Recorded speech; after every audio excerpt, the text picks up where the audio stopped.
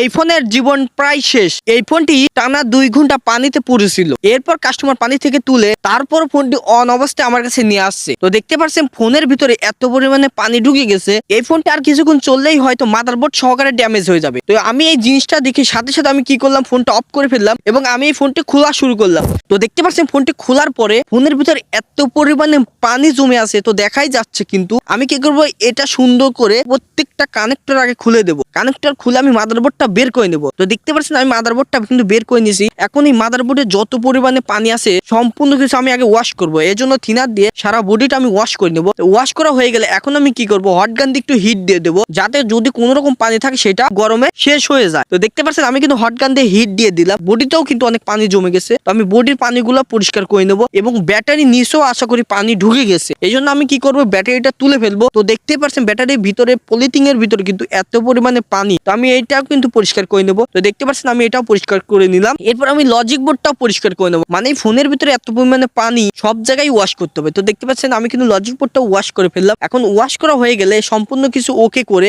এখন আমি সুন্দর করে বোর্ডটা আবার লাগিয়ে দেবো এবং বোর্ডটা লাগিয়ে দিয়ে দেখবো আর কোন রকম ক্ষতি হয়েছে কিনা। তো দেখতে পাচ্ছেন আমি কিন্তু ফোনটা অন করে ফেলছি। তো আশা করি কোন রকম আর সমস্যা নাই। এখন যদি কোন রকম সমস্যা হয় সেটা কিন্তু ডিসপ্লে থেকেই হবে। আর আমি যদি এই ওয়াশটা না করতাম তাহলে কিছুক্ষণের মধ্যেই মাদারবোর্ডটা ড্যামেজ হয়ে যেত এবং ফোনটিও কিন্তু বাদই হয়ে যেত। আর এখন কিন্তু মাদারবোর্ড সম্পূর্ণ ভালো থাকবে, ডিসপ্লে হয়তো নষ্ট হয়ে যেতে পারে, তবুও যাক, কিন্তু মাদারবোর্ডটা কিন্তু সেফটি রইলো।